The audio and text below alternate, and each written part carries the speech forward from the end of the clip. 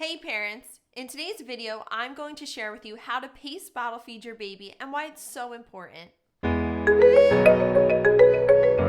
Hey, it's Morgan. Welcome to the Passable Parent channel. I've been a pediatric nurse for the past 10 years, specializing in early childhood development, and I'm also a mom. Before we get started, don't forget to like, subscribe, and turn notifications on so you don't miss out on any future videos. And make sure to comment down below if you have any questions. I'd love to hear from all of you. Thank you so much. I appreciate your support. Paced bottle feeding is the practice of slowing down a baby's bottle feeding to better mimic breastfeeding patterns. This method of feeding teaches babies to better self-regulate, taking in breast milk or formula from a bottle so they know when they are full and don't overeat. With paced bottle feeding or baby-led bottle feeding, you're giving your baby more control with how your baby takes in their milk and how fast they complete the bottle. You take care to ensure that your baby isn't getting too much milk at one time. By doing this, you'll teach your baby to slow down feeding on their own.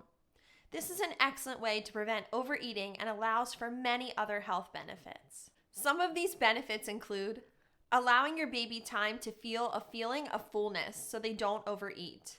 Too often, we give our baby a bottle and they suck it down without coming up for any air. Of course, your baby was hungry, but a baby will often drink an entire bottle even if they didn't need the entire bottle to fill up. This is because when a baby drinks a bottle this quickly, they don't have time to register that feeling of fullness. Their tummy is already filled with all that milk before the signal even gets to their brain that they are full. Because paced bottle feeding gives time for breaks, your baby has time to recognize when they are full and if they need more. Paced bottle feeding also avoids stomach upset, gas, and spit up. An overfed baby is often an uncomfortable one. You know the feeling of eating too much and it doesn't feel great, right? The same thing can happen to your baby. They may be uncomfortable or in pain or may spit up all that precious milk or formula. Slower feedings can help prevent this. Paced bottle feeding prevents underfeeding too. The beauty of paced bottle feeding is that your baby gets to decide how much milk they want to take in instead of you. If you pace a feeding and they drink the entire bottle, it's much easier to see that they need to be offered more. A baby who quickly drains a bottle before knowing they're full may take another bottle when they didn't actually need one. Another benefit is that it helps baby go between breast and bottle more easily. When mothers go between breastfeeding their babies and bottle feeding them, breastfeeding can often be disrupted when a baby feeds too fast from their bottle. A baby may become more frustrated on the breast when the flow doesn't mimic that fast flow that they've begun to expect from a bottle. Now that you know the reasons why paced bottle feeding is so important, let's talk about how to actually pace bottle feed your baby. My first recommendation when pace bottle feeding your baby is to wait for hunger cues from your baby. Instead of using the clock to guide feeding times, let your baby tell you when they're hungry. They may show you that they're hungry by putting their hands in their mouth, rooting, making sucking motions, whimpering, or crying. Another tip I have for you is to use a bottle with a slow flow nipple. Remember, we're trying to slow down the feeding process, not speed it up.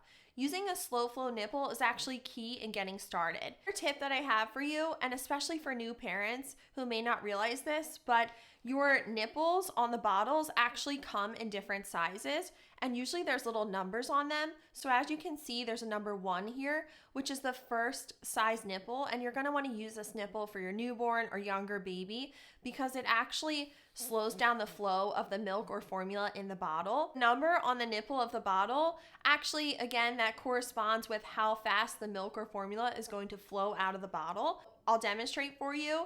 The number 1 nipple is going to flow out the slowest. So as you can see, it just comes out much slower in little drops. This is a great nipple to start with and the one you should be using for a newborn and a younger baby. So pay attention to the number of the nipple that you're putting in your bottles, parents. My next tip for you is to hold your baby upright. Forget what you've learned about laying your baby across your arms to feed them flat.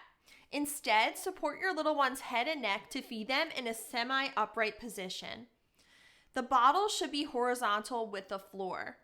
So you want to hold it at this angle, not like this. And again, the reason why it's important is because when you hold the bottle like this in your baby's mouth, the milk just comes out very fast and your baby doesn't have time to register whether or not they feel full. Whereas when you hold the bottle more horizontal with the floor, the milk or the formula flows slower, which allows your baby the time to register whether or not they're full. Let your baby suck on the nipple first without getting any milk. This is especially important for breastfed babies because milk doesn't come out right away from the breast. Breastfed babies are used to suckling for a minute or so to bring the milk forward, and this mimics that. Allow for about 20 to 30 seconds of continuous feeding. Once you start giving your baby the breast milk or formula from the bottle, this amount of time will allow them to get about 3 to 5 good swallows. It's also really important to give your baby a break. After those 20 to 30 seconds, just tip the bottle back and let your baby breathe. The nipple will be left in their mouth, but in a way that no milk is coming out. When you see your baby starting to suck on the nipple again, tip the bottle forward so that they can drink again for another 20 to 30 seconds. Keep repeating this paced bottle feeding strategy. Continue feeding your baby this way until they show signs of fullness, which is pushing the bottle away, no more sucking after a break, or even turning their head away from the bottle. A feeding will take about 10 to 20 minutes. Your baby may finish a bottle and show continued hunger cues.